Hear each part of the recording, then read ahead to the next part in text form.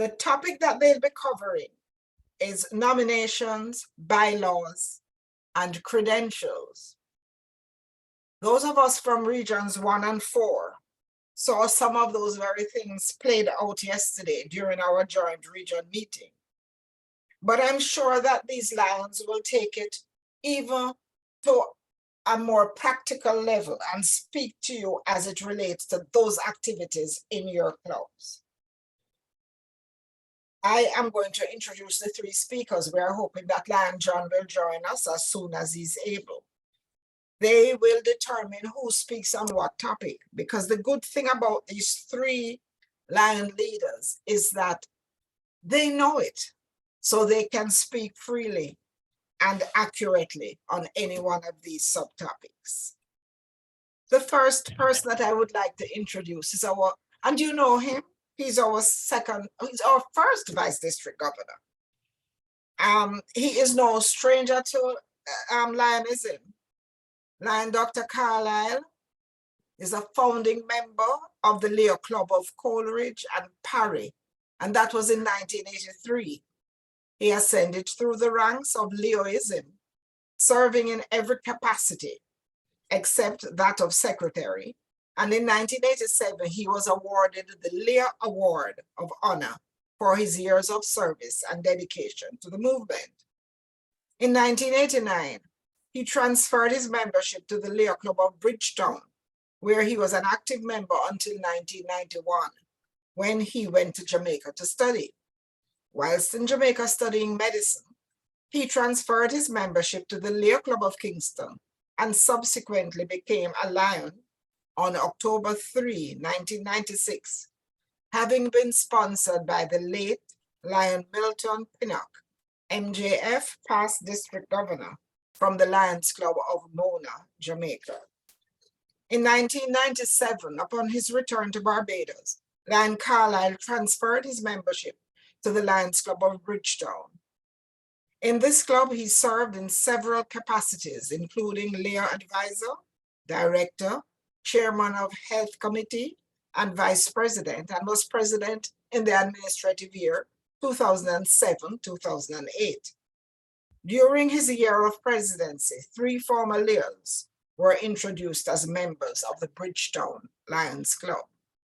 Lion Dr. Carlisle has held various cabinet and district positions over the collective years in Lionism, and now serves, as I said before, as our first Vice District Governor. Lion Carlisle is married. Professionally, he is a consultant, internist, and endocrinologist. The other Lion leader is Lion John E. Banks, who joined the Lions Club of Cayman in 1973 and joined the board of directors as a Lion Tamer in 1987.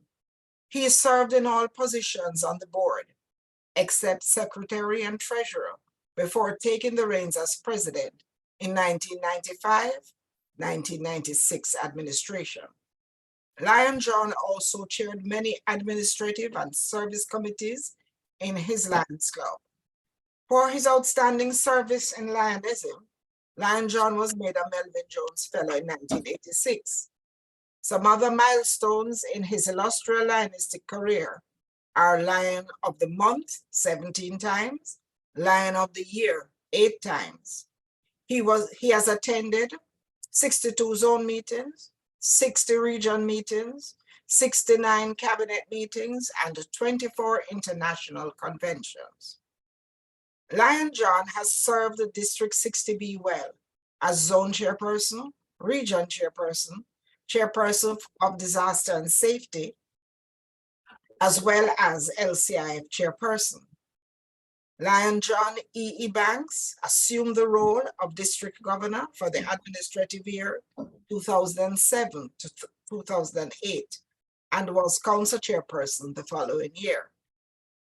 In his professional life, from 1969 to 2007, when he retired, he served the Cayman Islands government in the National Roads Authority, up to the level of Senior Superintendent of Road Construction and Superintendent of Maintenance.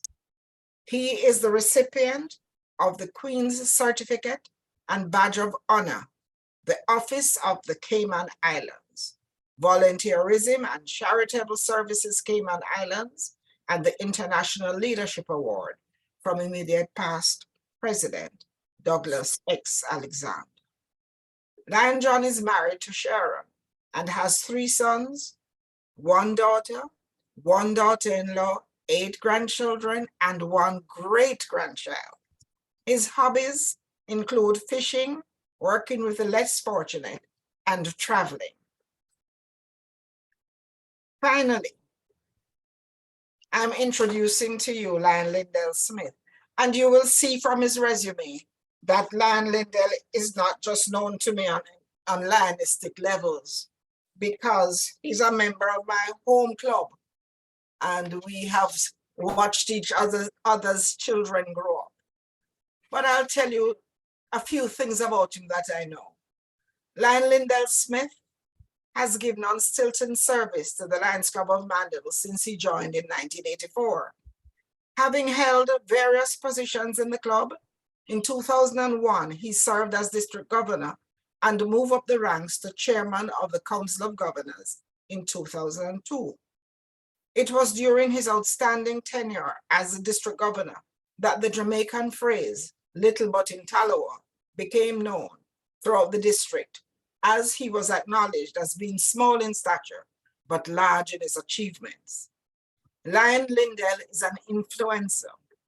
An influencer is a person who inspires and guides the actions of others.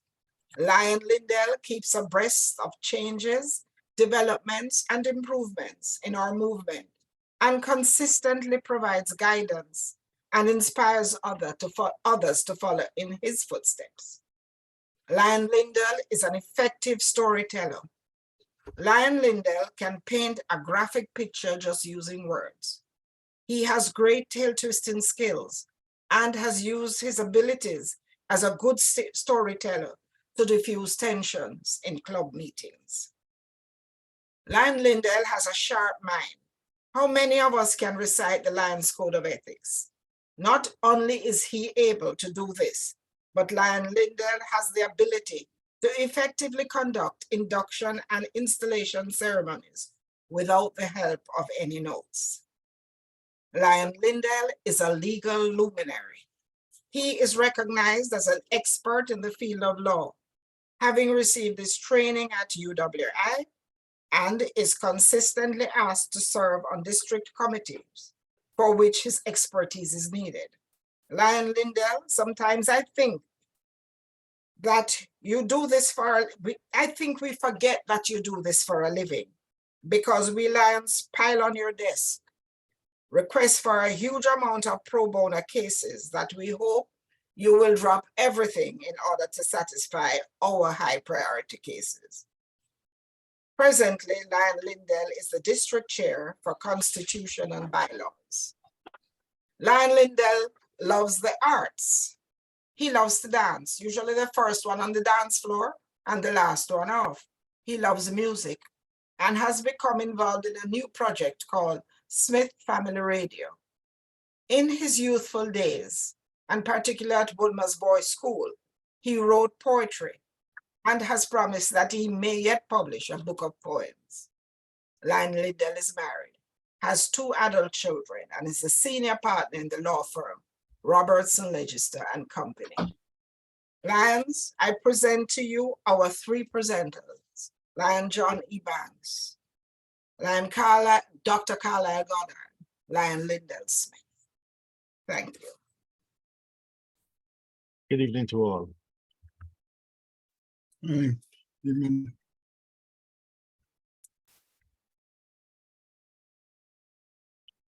Lion Judy, is Lion John on as well? Yes, I'm seeing Lion John. He is sharing well with Lion District Governor Nick. Thank you.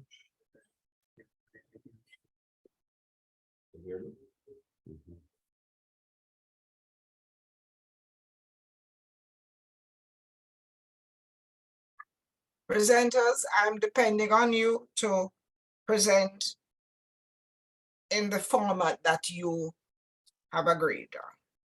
So go ahead when you're ready, please.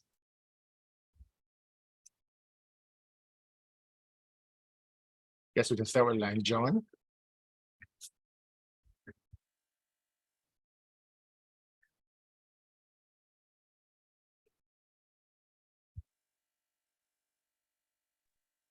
Lion John, mic is muted. Sorry. Roger.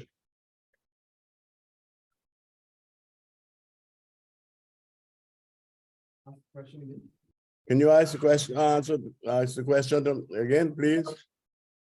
What, in what area do you want me to speak about?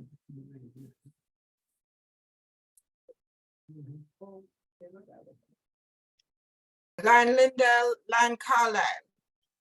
Can we have an idea of what the plan is going forward? Judy, I'm supposed to be doing bylaws, I believe. John was in Nomination. Nominations, Yes. and then line Carlisle is nominations, No, I'm credentials. credentials, right? Line Okay. John is nominations, okay. Okay, so line John, Yes. based Nomination. on that information that I have received, would you go ahead then and start the presentation? Okay, first of all, a nomination should have been selected by, the committee should have been selected by the president. We're talking about club level. The nomination committee should have been organized by or chosen, set up by the president, reigning president of the club. And that should have been taking place the first or the second week in March of each year, with a follow-up on the reports in 2 weeks after, which would be that probably the 1st of April, and it should be presented, the slate should be presented to the club, at which time no members, no guests will be allowed to that meeting, a general meeting. And we have to bear in mind that with the slate that we're using, all the members have been notified and accepted the post in which they have been assigned. And first of all, they would have to be in good standing. And the club itself should be in good standing as well.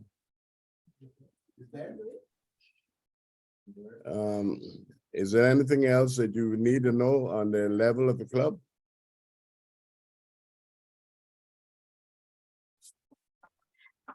Following the presentations, Lion John, there's going to be open discussion. So I'm sure at that time you will have some questions or Yes, some points that we can enter into further discussion. thank you.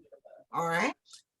So thank you, Lion John, as you walked us through the nomination process, which is a very important process, especially at this time of year when we are looking to get our slates ready for the next administration. So without Line Judy, I'll probably come on next. I just need All right. access to shared screen, please.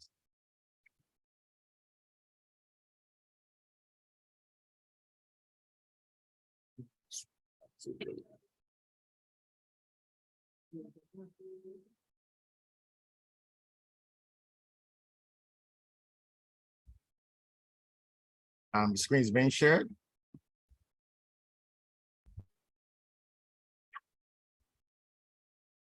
yes, Lion Carlisle, we are Yeah. seeing your screen now. Okay, thank you. All right, good evening, fellow Lions. Thank you very much, Judy, for allowing us to do this presentation with members of the GLT.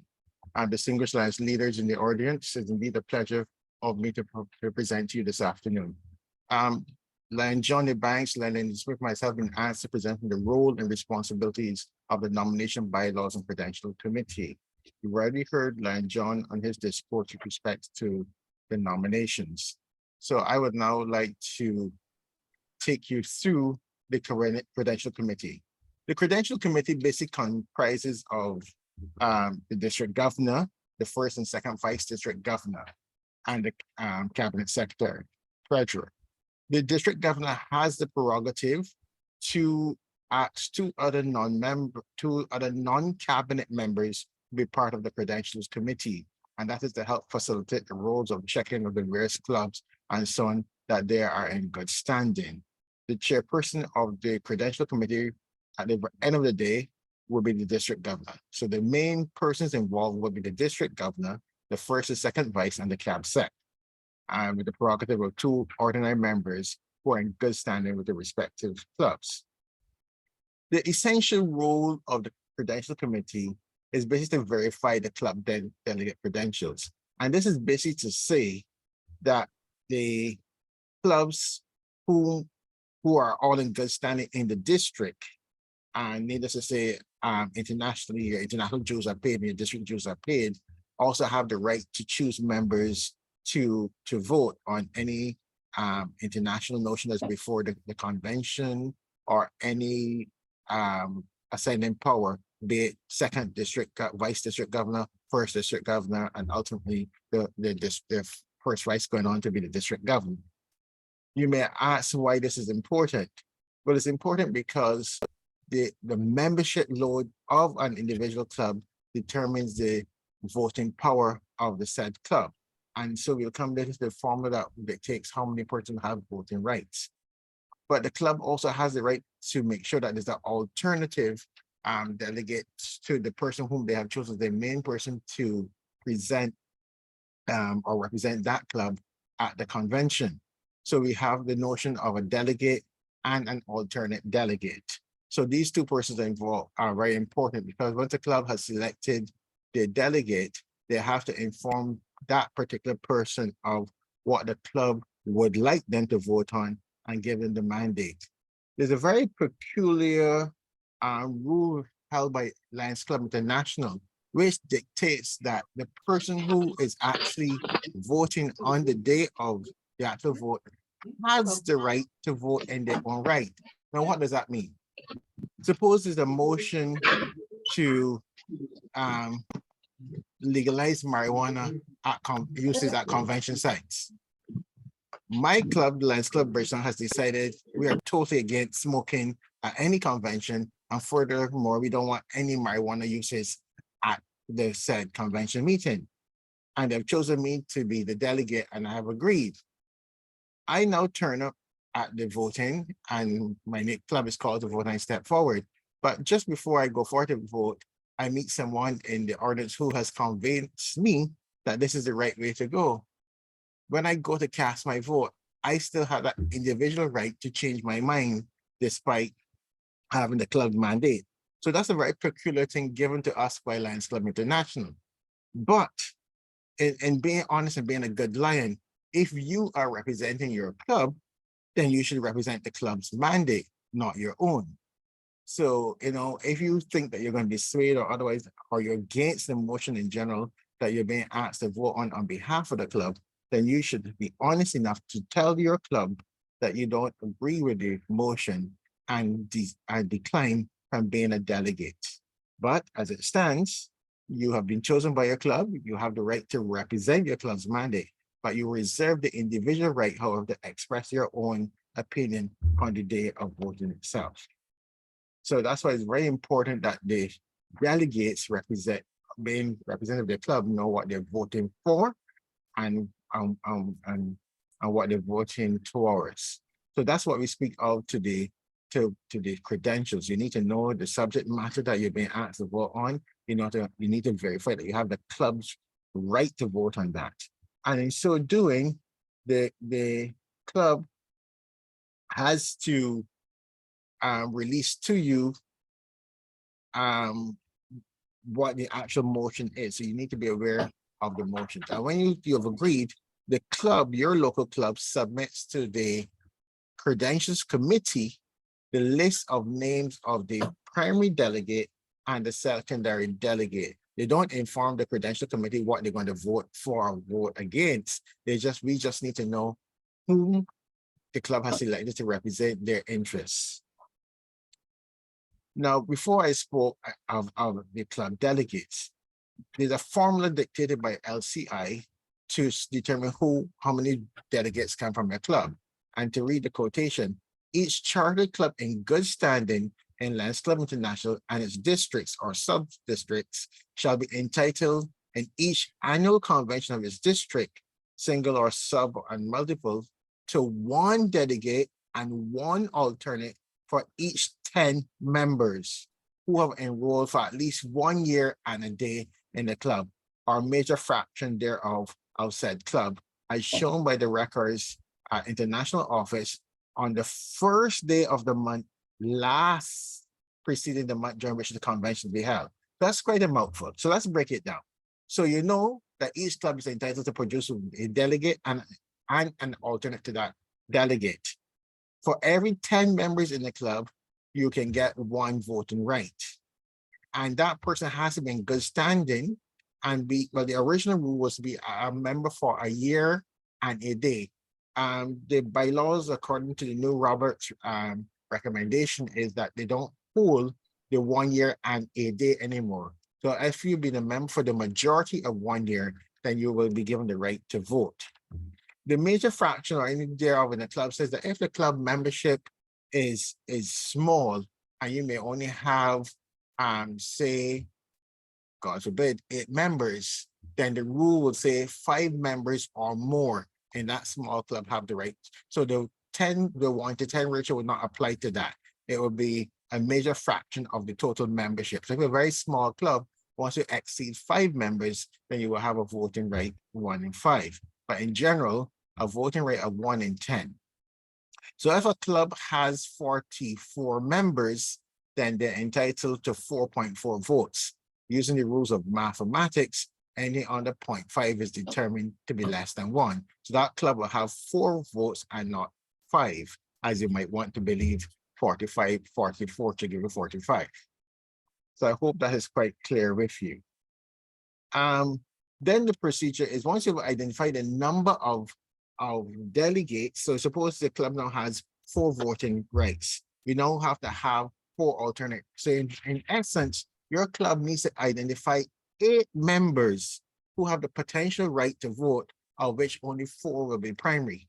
And we do that so that should we go to St. Lucia for convention and 2 members go missing out of that voting party, the alternates have to step up.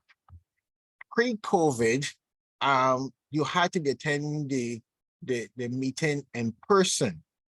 Post-COVID, they've allowed us for the various voting rights on electronic means that you can now vote online. So I suppose the in-person no longer applies. And with the various means of electronic voting, you can vote without being at the physical convention once you've been identified and your credentials have been certified by the Credentials Committee as being able to vote. Now, there's usually a procedural form, and basically it goes like this on the screen.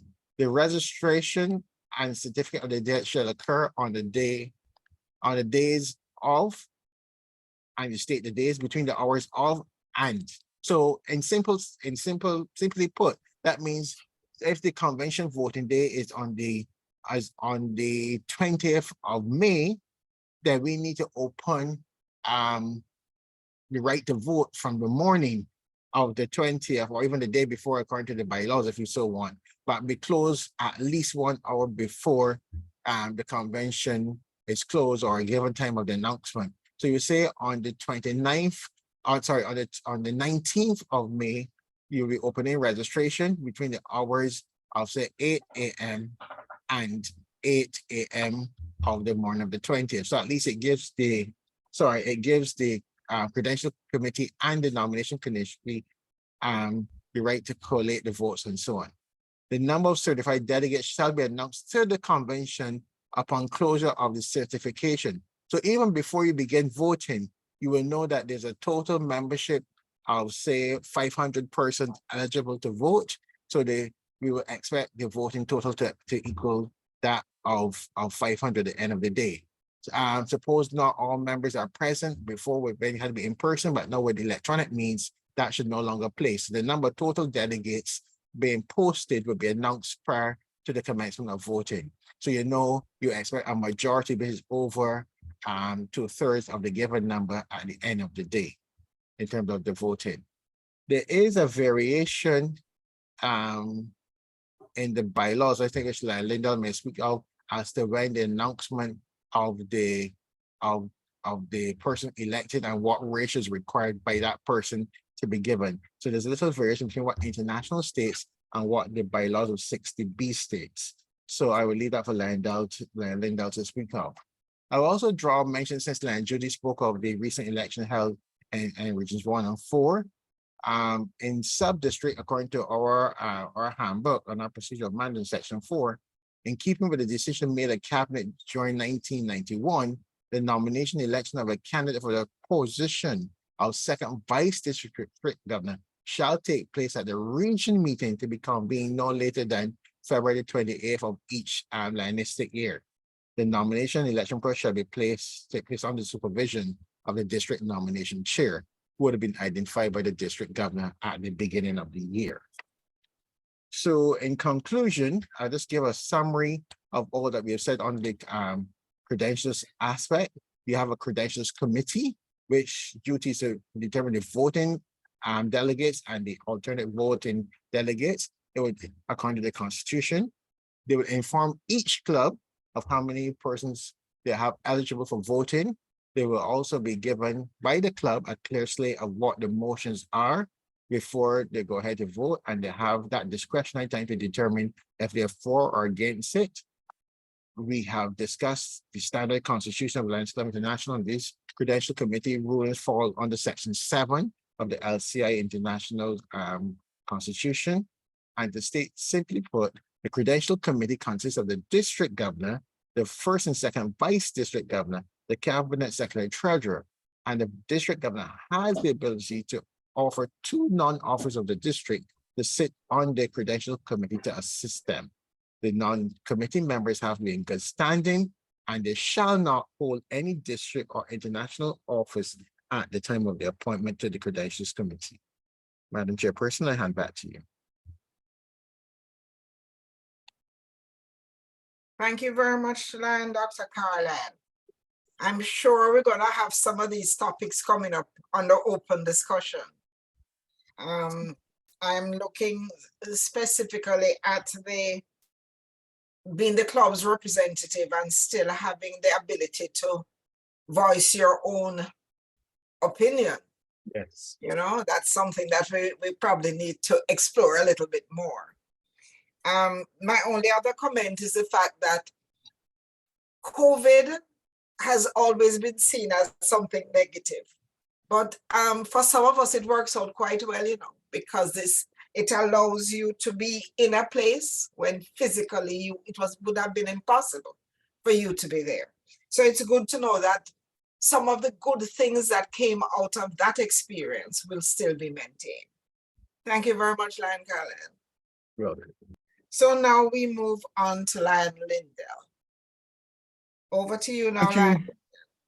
Thank you, Lion Judy. Just on the last point you raised there, that is why the term metaverse has now been coined, because you now are in the metaverse, which means that no matter where you are, you can be where you need to be. So your physical presence, your physical being hardly have any much importance now. I guess it has good ways, but sometimes it is not as good. For example, when you have to do Embrasio, that is the metaverse just doesn't work.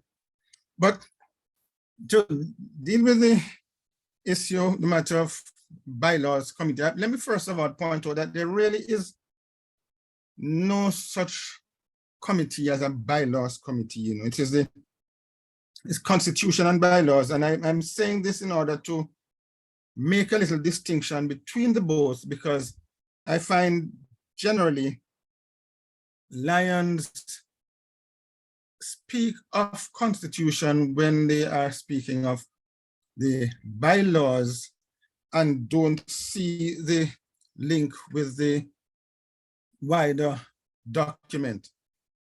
Now, A definition of bylaws is that can best be defined by saying that the constitution of an organization contains the fundamental operating principles that govern its operations.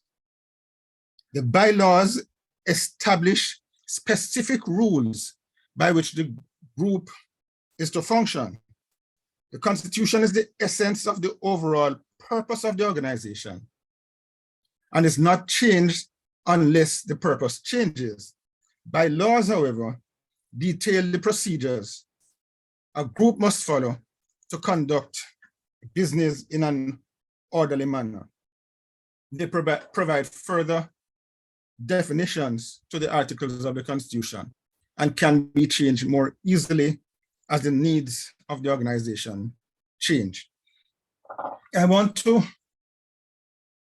give you that definition so that you realize that when you would bear in mind that when you look at the bylaws, you must remember that the bylaws have a framework in which they must exist, and they cannot exist outside of the Constitution. You cannot have bylaws without having a Constitution to start with.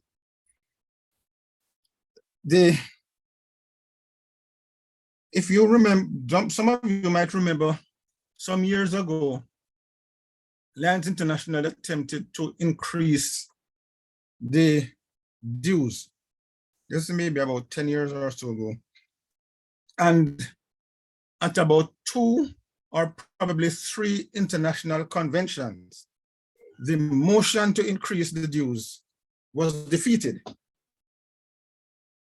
The motion was defeated because the Lions Club's International Constitution says that any changes to the Constitution of the Lions Club International can only be done at an international convention and can only be passed by a 2/3 majority vote.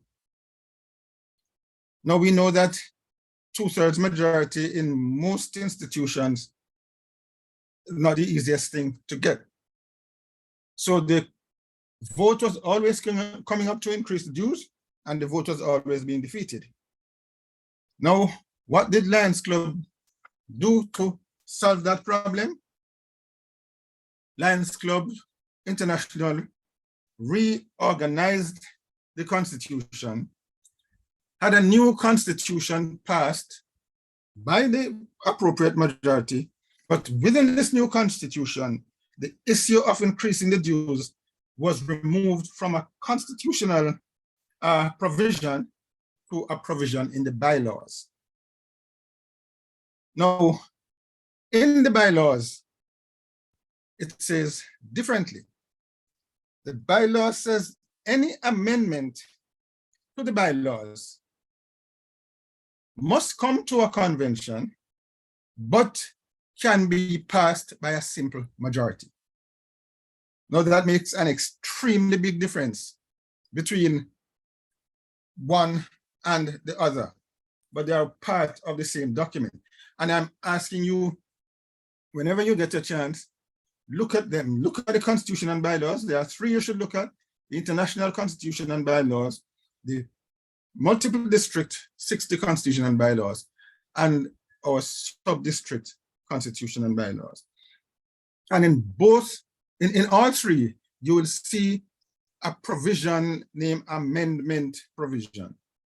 And in all 3, they say that the provision in relation to amending the bylaws is by a simple majority, but the provision in relation to amending the Constitution is by a 2/3 majority. And having done that, it was easy to get the dues to be increased, because getting a simple majority is 50% plus 1, and it is much easier to get that than to get a 2/3 majority. So that you must always bear in mind. The other thing in relation to bylaws is that a lot of persons confuse the two again when they're talking about constitutional amendments. And you hear somebody say you can't change the constitution, you can only change the bylaws. That is not true. You can change the constitution, but it is a level of difficulty in doing that. You also hear from time to time people say that you cannot change the constitution if international constitution says a certain thing. In that respect, they are correct. You can have nothing in your constitution which contradicts anything within the international constitution, because our constitution is a creature of the international constitution. You can, however, have things in your constitution which are not necessarily in the international constitution, but which the international constitution does not prevent. There was a long argument for a while about a club in Jamaica which had a limit to its membership, where the club was not allowed to have over a certain amount of members. And that was a constitutional provision. There's some argument as to whether that is legal or not legal. I don't know if it is very practical to start with, but its legality has never really been tested, because in the international constitution, it doesn't really say anything in respect of members. I mean, members' numbers. So one could very well argue that it might be proper to have a constitution which limits its members. Now, in relation to elections and the bylaws of all the various institutions, that is the international constitution and the district constitutions and clubs constitution, also state in the bylaws that the vote for the position of vice governors or governors only require a simple majority for the person to be elected. It does, however, make it clear that any elected position in the administration, that is vice governors or governor, is an elected position whether there is one candidate or more than one candidate. And that is because the bylaws makes it clear that for a person to be declared the winner of an office, that person must have a majority of the votes present and cast at the convention meeting. I made that point at the meeting yesterday, and I know something that probably people just see and never really wondered why. That in as far back as I can remember, I've never seen the position of an international president being contested.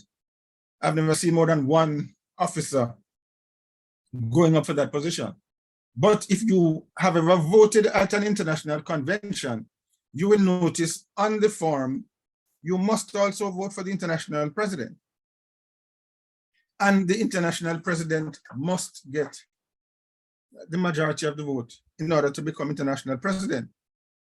As I said yesterday, I am not certain what constitutional crisis would exist if he or she never gets the majority of the votes. But under the Constitution, he needs that to be able to become an international president.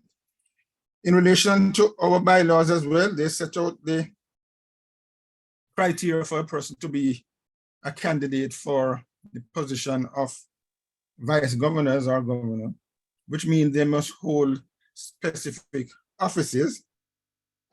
They must at least serve in the office of zone chairperson or region chairperson before being able to run for the position as a vice governor and eventually governor. You cannot run for the position of governor by the bylaws without first having fulfilled the office of vice governor. there was a point when it was taught that you must have completed the office of zone chairperson and region chairperson before you can run for the position of vice governor. But the provisions in the bylaws really just require a full term of one. And that really requires, speaks to the position of zone chairman, because zone chairperson, because you hardly never see a situation where a person is appointed a region chairperson without having first been zone chairperson. So the Constitution creates the positions of governors, vice governors, region chairpersons, zone chairpersons, and down to the club levels, presidents, etc. The bylaws sets out how those positions which are created can be fulfilled. That is, in your bylaws, you must have served in the office of president and have served further on your board of directors for a number of years, and as a zone or region chairperson to be able to run for the position of district governor. And the district governor's position has the additional qualification that you must have satisfied the position of vice governor to be able to move to the position of district governor. The bylaws will also determine other things for your club according to your club's specific needs. Not necessarily dealing with elections, but you can have things like your dues amount changes, provisions in respect of what happens if your dues are not paid, etc. And as was said about by the credentials committee, you have to have satisfied the credentials to be able to hold certain positions, and your club be able to, for example, vote in an election. That is why the credentials committee will ensure that, for example, your dues are paid up to date, your membership meets the requirement by being there for a year and a half. I remember just recently an argument arose as to whether a club had a certain number of members, where physically they had one number, but in respect of their ability to vote, they had another number. The fact is, there were a number of Lions who had not yet satisfied the rule of being in the club for the required time. And until they have completed the required time, they do not affect the number of votes the club has based on the 1 in 10 or greater part of 10 rule. In respect of voting at the international level, the international constitution changes that requirement from a 1 in 10 to a 1 in 25. So whilst if you are voting at your district level, you have 1 vote for every 10 members. If you're voting at the international level, the requirement is higher. Our district level also gives an additional vote to our district governors by its bylaws. So a club with a district governor but has 5 members qualified by having 50 members in the club. Although the district governor makes up that 50, the club would have 5 votes plus the district governor's votes, because he or she has a vote in his own right. Those are the points I'd like to make in respect of the bylaws of the Lions organization: district, club, multiple district, or Lions International. And we can leave the rest for questions and answers if there are any. So that, Lion Judy, is my presentation. Thank you, Lion Lindell. it's interesting to note that one of the first points that you stressed, the importance for us to understand that the bylaws are to the Constitution and cannot operate in a vacuum. Right. And I think the second thing that, well, for me became very important is the fact that we ought to become familiar with the 3 sets of constitution and bylaws we have available to us. Lands International, the multiple district, and certainly our 60B, sub-district 60B. Yeah. I am sure we have lots of questions. There are some coming up in the chat. I could start by inviting people from the audience to pose their questions, and then we'll take the ones in the chat. We'll intersperse with those. Anyone from the audience with a question?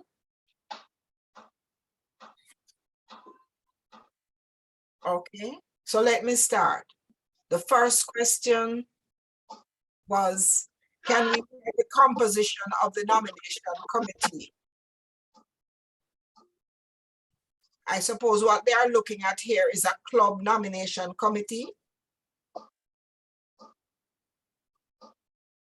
That's just supposed to anybody in particular? No, it was just, can we hear the composition of the nomination committee?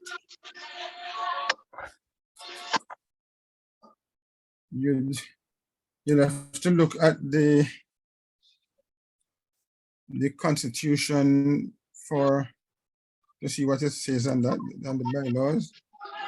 Let me see if I can, if anybody can remember offhand, they can go ahead. If not, I'll just look for the Constitution and read what it says. Okay, Lion Lindell, while you look for that, I will take up a question from Lion Steve and Camille Prince. And the question to the panel is, do you use all categories of your club membership to calculate the delegates? Lion Carlisle, you want to take this one? Yes, thank you very much, Line Judy. Is my screen still being shared? I think so. If it is, can you see the cartoon that's currently on the screen? Yes. Yes, Right. Right. So basically, this membership category list from LCI dictates which category of member is eligible to vote, be it at a convention versus a club. So as you can see, an active member has the right to vote and participate in club activities and be a delegate at a district or international convention, and thus we have voting rights.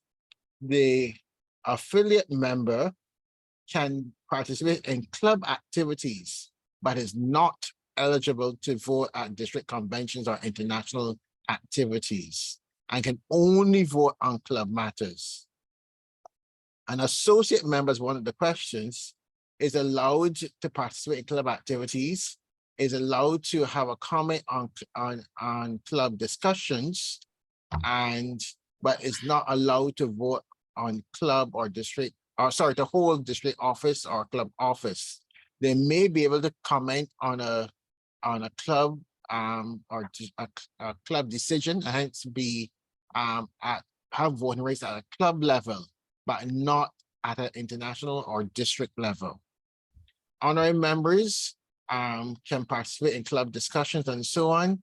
They cannot hold a club position. They do not have voting privileges, and they cannot be a delegate at an international or district meeting. A life member doesn't pay any dues to international, can participate in club activities, can seek district or club office only if they're still active as a life member. Remember, life membership is for an older person in the club or person who's company more than 20 years. So if they're still active and have active category, then yes, they can vote and be a delegate and so on. But if they're not active or not deemed active membership, then the answer then becomes no for being a delegate at convention, being no for voting rights within the club.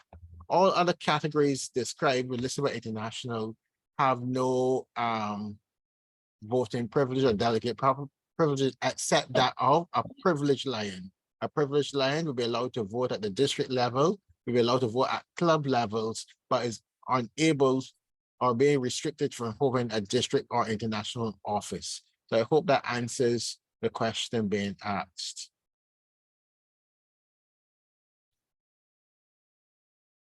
Lion Steve, does that answer adequately?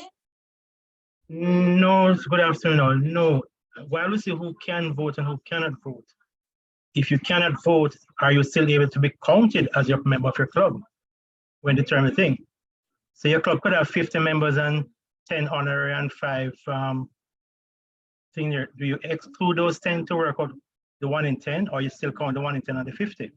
It's only the active membership that is allowed to have voting privileges.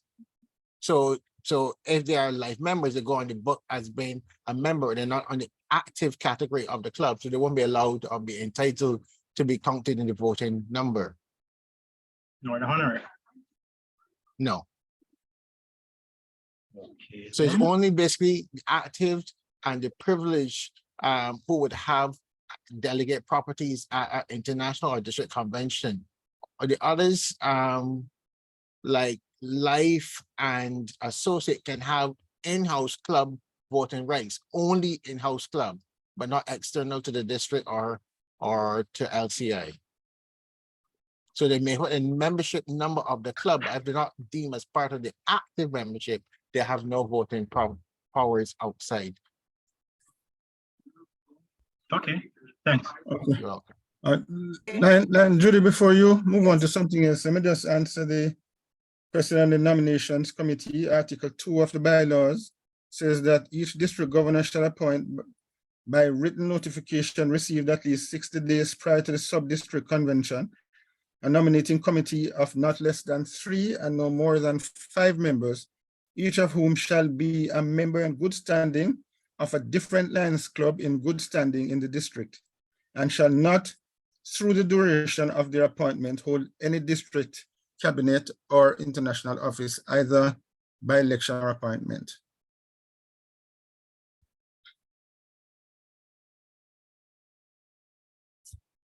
That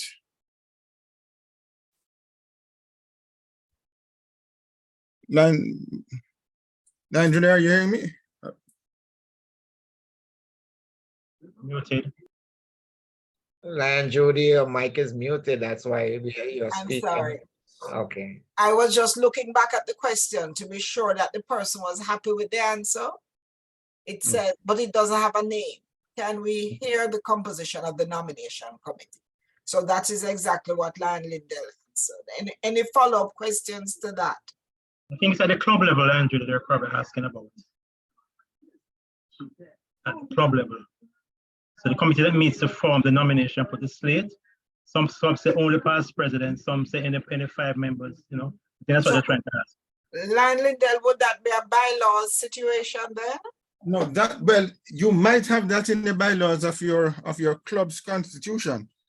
So you would have to look at the specific club's constitution to see if, I think from the Mandeville Lions Club bylaws, I think I can recall it being past presidents. Yeah. Committee of past presidents, and the nominating committee is chaired by the immediate past president. I think that's how it is in the Mandeville Lions Club's bylaws. Okay. But your bylaws could change that, because what I read just now is, as I said, the District 60B bylaws. But of course, that's a totally different scenario than in a club situation. Okay. Thank you, Lion Lindell. Lion Philip is asking, can your zone or region chair appoint a delegate to vote without the club's knowledge? Lion Judy? Yes, I'm sorry, Lion John. You had a follow-up comment? Yes, I wanted to answer that in section 4 of the nominating election procedures. It was of the nominating committee, the president shall appoint a nominating committee which shall submit the names of the candidates for the various club offices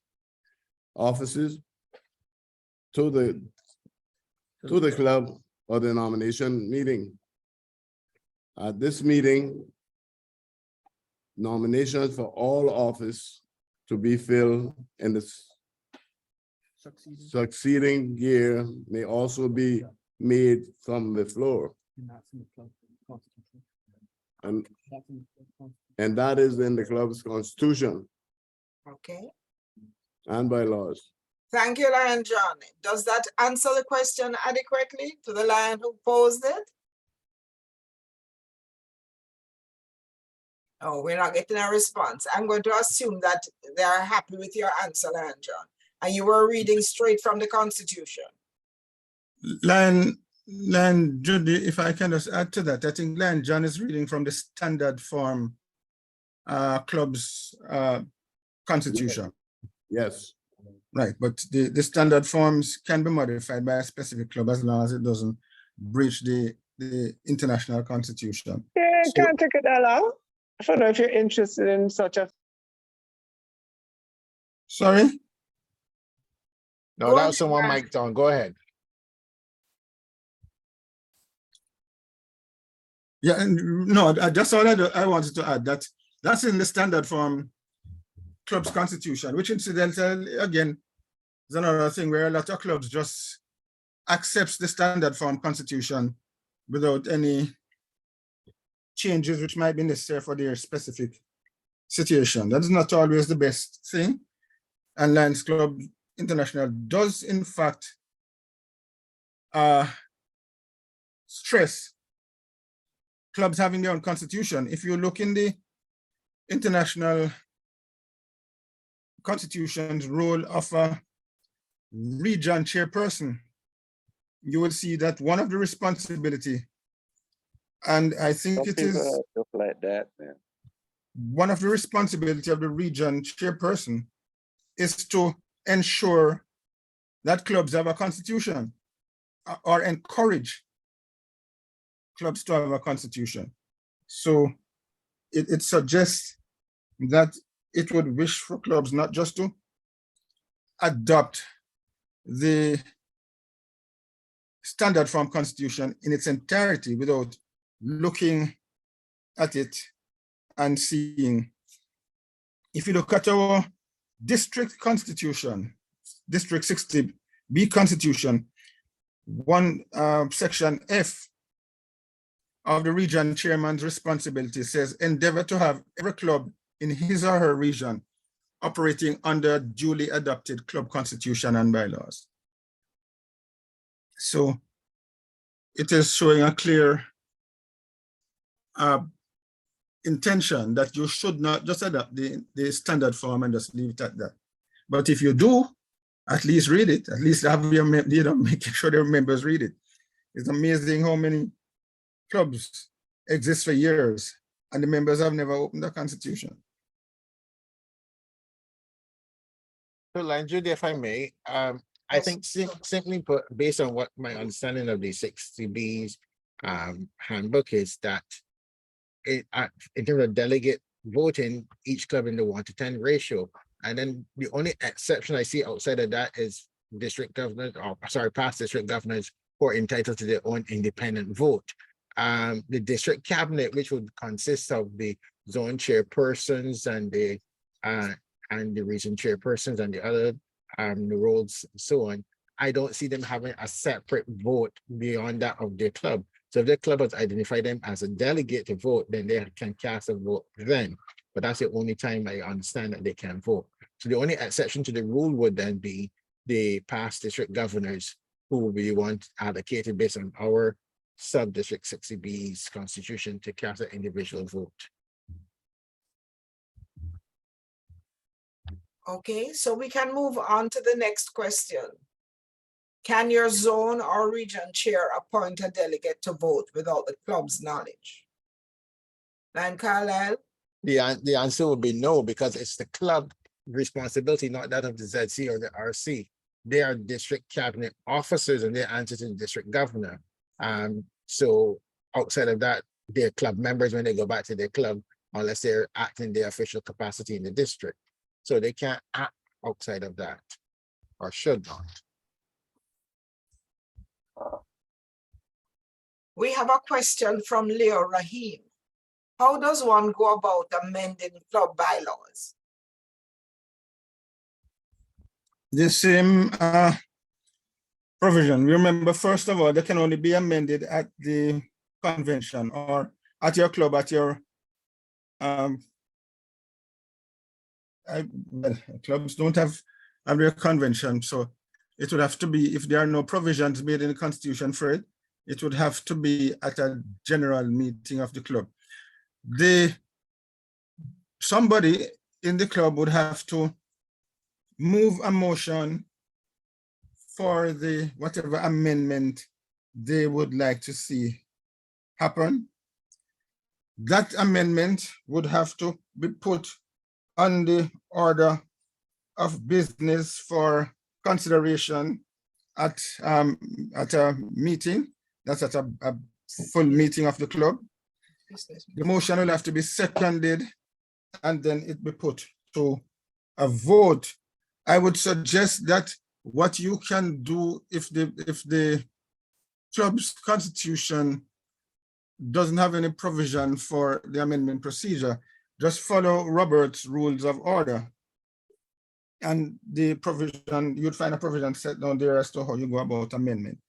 But it's similar to that. You must start with a motion. And the motion would then be put on the order paper for discussion at a meeting. And then the motion has to be raised, seconded, and then put to a vote. If it is at the district level, the constitution sets out that any club or individual may send a motion to the Constitution and Bylaws Committee. The Constitution and Bylaws Committee would then have the motion put in the an acceptable form and submit to the district governor's cabinet. I think it is 60 or 90 days, don't remember exactly right now, before the next convention. And then the that once it is submitted there, then it will be circulated to the clubs and put for a motion to be voted on at the convention. So at that convention, then when you come up for voting for district governor and vice governors, you would also have the motions on the same ballot as additional things to be voted on, and they'll be voted on by the general membership. If passed, then the particular bylaw will be changed, or even the constitutional provision if they get the required percentage. Thank you, Lion Lindell. The final question in the chat is, how should a club be informed about the selected delegates? Is the method or approach, I think it is there a method or approach to notifications? Is there any guidance on notifications of members? Right. If I may take first go at this question, I think in reading the question is that it's based on our bylaws that we already know we have a 1 in 10 delegate calculation, and that is based on the active membership. So once you know your active membership, you then put at your general meeting the motions to be had or tabled at the convention, and most people usually ask who's interested in being a delegate in terms of, well, before we used to say in attending the convention being a delegate. Now with our electronic medium of doing it, I guess you just ask for which person's being want to be a delegate. Once they identify themselves and you have the number you need, you then ask for alternate delegates. You then submit those names to the credentials committee, and the credentials committee would then review them. And once they're satisfied that the members are in good standing, so because the letter would come from your club secretary saying they're in good standing and financially dues all that are up to date, and your club is up to date, then the credentials committee would then send it on to the district governor, who would then render it to the nominations committee and so on, saying that these are the delegates available from the Lions Club of Bridgetown and so on. So it will go forward from there. I hope that answers your question. Thank you, Lion Carla. Well, we have used all the questions in the chat. So I Andrew, don't know. quick one for me. Go ahead, Lion Steve. It's really posed to Lion Lindell, and the matter of club bylaws. Shouldn't these bylaws have an expiry date of, say, to the end of the year, administrative year, and then the new administration vote back these bylaws? I'm saying this to say that as clubs are getting older, 40 years, 50 years, boy go to me and say, boy, we made a bylaw back in 1910 that this should be the case. There's no documentation, there's nothing written to say that this is a bylaw that was made 40 years ago. Should those bylaws still be in effect? I mean, shouldn't they be challenged, or should it be a case where you keep all the bylaws current by voting at the start of each year? Well, Lion Steve, the fact is the bylaws and the Constitution should be in one document. And it has to be changed only by the way it says it is changed. It cannot expire unless the Constitution says that a bylaw expires for a certain period of time. The real issue that we have had is that as a people, we don't seem to pay any attention to constitutions or bylaws. I really strongly believe, that every club should have at least once per quarter where the Constitution and bylaws, or a section of it, should be read at its meetings. Because you shouldn't have a situation where a bylaw which existed 40 years ago has not been reviewed because nobody has looked at it. These things ought to be looked at and reviewed from time to time. And the only way that can be done is if clubs take the matter of our constitution and bylaws seriously and look at them, read them. I don't know if it still happens, but I know certainly when I became a member, in the package that you got, there was a copy of a constitution. That is the standard form constitution. I don't see any reason why clubs can't print their constitution and ensure not only that the members get it, you can't necessarily ensure that they read it, but then put some provision in place. And when I say this, I speak for my own club because we haven't done it, but you should have some provision where it is read at least maybe once a quarter, probably better every business meeting. It wouldn't take more than about 5 minutes to read a section, so that people be aware of it. Because I agree with you that a lot of the things that are there might have become outdated, but they're still there because nobody knows until somebody who has existed for 40 years and believe that time should stand still raise the question when you try to change it. So yes, you should do this. Just let me just point out at the same time that now there's an automatic update section in every standard form constitution, both at district and at club level, and consequently should be put in every constitution. And this automatic update says that when the international standard form constitution changes, any change which is in that new standard form constitution, if it is contradicting anything within your own constitution, it automatically updates your constitution. And your constitution adopts it without you having to go through passing any motion. It automatically becomes a part of it.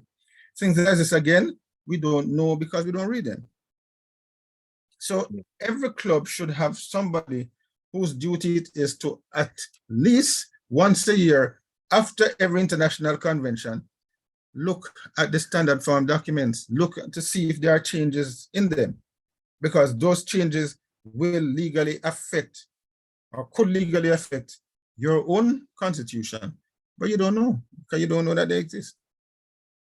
So if I may, Judy, if you have a look at the 60B policy manual, on page 1, it said it asks that the policy manual be adopted annually every year. And it goes on to say on page 2 that the policy manual should be updated to reflect the changes in the Constitutional Board policy LCI on an annual basis. So it actually asks you to reflect on it annually and update it accordingly.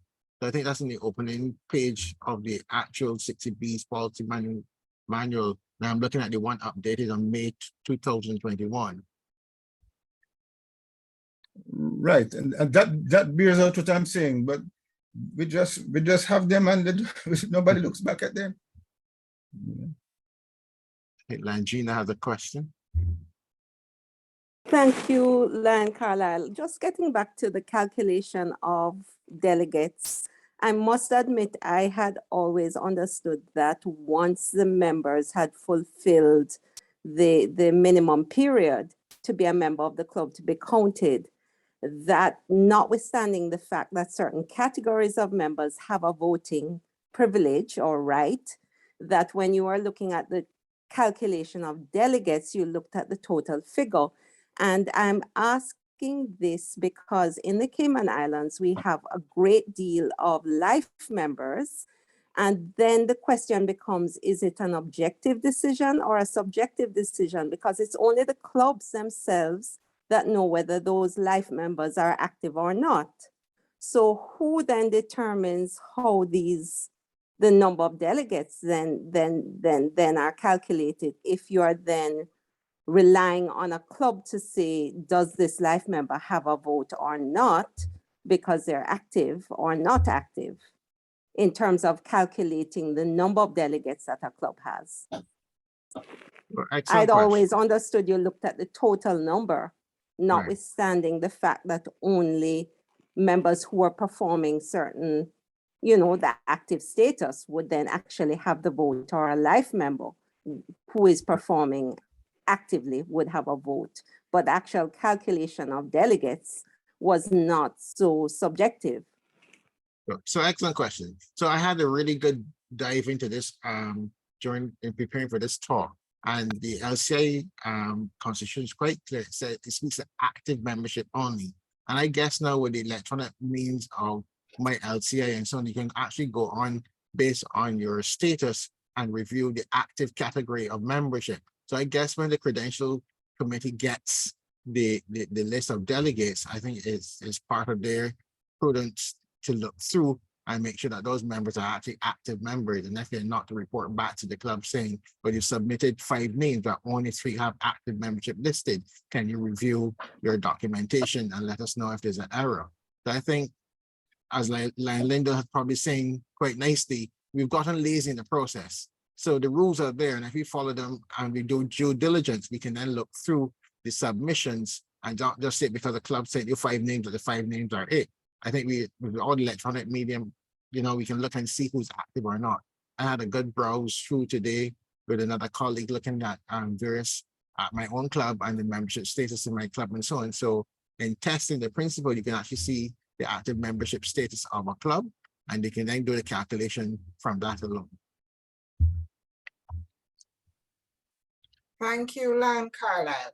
I just need to inform this meeting that the district governor and one of our presenters, Lion John, would like me to pass on their apologies. They had to leave because they are flying out of Jamaica this evening to return to their homes on the Cayman Islands. So the district governor said he was very happy to be present for most of the session and asked that we kindly excuse them. Thank you. Thank you. Lion Judy, can I just add something? Lion John is still with us. Lion John, you want to say something? Yes, ma'am, it was indeed a pleasure being a part of this, and I'm with the hope that I could attend all of it. But due to our change in flight schedule, we have to leave and I have to be excused. And I wish you a more productive meeting as you go on in the future. If any other questions come up regarding the club's election procedure, I'd be happy to mail those copies out to all the clubs through the region chairman. Thank you very much, Lion John, and we wish you and the district governor and the rest of your group. Lion Nick. Please forgive me, Lion Judy and fellow Lions, for not wearing my vest. I am sorry. I just could not unpack my suitcase again. But I want to echo what Lion John said. It has truly been a pleasure, and it's exciting to see so many Lions and Leos signed on to this meeting across the district. Shows that they're interested in the admin functions, the legality, the legality and the structure of how clubs in our district are formed. So I want to thank you all for participating and thank the GLT team for putting this on. I sincerely appreciate it. You're very welcome, Lion District Governor. I speak on behalf of my team leader, Lion Jr., and the rest of the team that are online. Thank you. Safe flight. Thank you. Bye-bye. Lion Judy, can I just add Yes. something to Yes, what the last question there? I think a fundamental mistake which is being made in some of these matters in terms of your membership, is that question of active members, because I believe people are mixing up active as in physically doing things and being Membership is a good member at the club, taking part in the process, as against active in being a category. The category of active don't necessarily mean that you're active in a real sense of the word. It means that you pay the regular dues of the club. So a person who's a life member no longer pays international, nor pays ordinary club dues unless he wants to remain an active member. Then he pays his club dues. And so how many, we all talk about we have a club with 50 members, but you hear some people would say we have 50 members, but only 20 active. But in fact, the active status in the club is 45 because you only have 2 honorary or two affiliate or something of the sort. So you have a status of 45 active, but you only have 20 or 25 who actually work. So the active status is different from just not being a line card, for example, in North St. Catherine. He's a life member for a long time, but he's a very active member. And you have a lot of life members who are like that. I think Lion John is a life member, but he still pays his club dues, etc. If you don't pay club dues and there's no special constitutional provision or decision made by the club in regard of that, they can be an active member no matter how often you go to the meeting. You're not an active member. That's in the status category of active.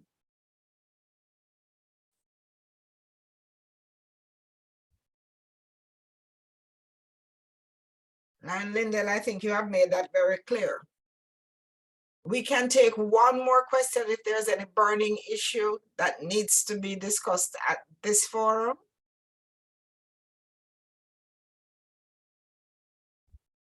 It appears that we are all satisfied with the discussion. This open discussion was very lively.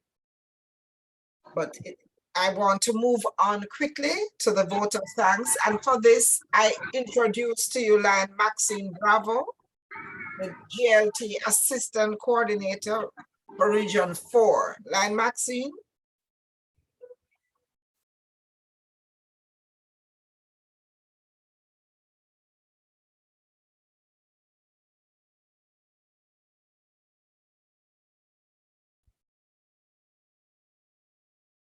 Now, Maxine, you're still muted. Thank you very much. I guess I was speaking to myself.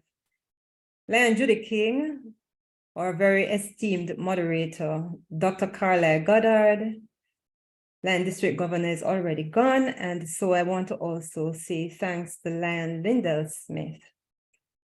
Leo's fellow Lions, according to St. Ambrose, who lived many years ago, no duty is more urgent than that of returning thanks. So I'm delighted to have been given the pleasant duty today on behalf of Subdistrict 60B Global Leadership Team to say thank you. I would like to thank our very knowledgeable presenters, Lions Johnny Banks, Progressive Melvin Jones Fellow, Lion Dr. Carla Goddard, Melvin Jones Fellow, and Lyndall Smith, Progressive Melvin Jones Fellow, who reminded us of the roles and responsibilities of the nominations, bylaw, and credentials committees. And like Lion Nicholas just mentioned to us, that they brought to us their vast knowledge of the legalistic structure of Lions clubs. Let me also thank Lion Judy King, our very esteemed and eloquent moderator, who kept the message going today. She has done quite a great job. Lion Jr. for welcoming us to the first of many sessions of the GLT, and Lion Louis for such a blessed opening prayer. But Lions, I cannot stop by saying thank you to all of you who participated in today's session, asking those thought-provoking questions, of which I am certain you got answers. Your attendance today made us realize that, of course, these sessions are important. Finally, may I invite you all to do a virtual round of applause to everyone who presented today. I just want to say thank you.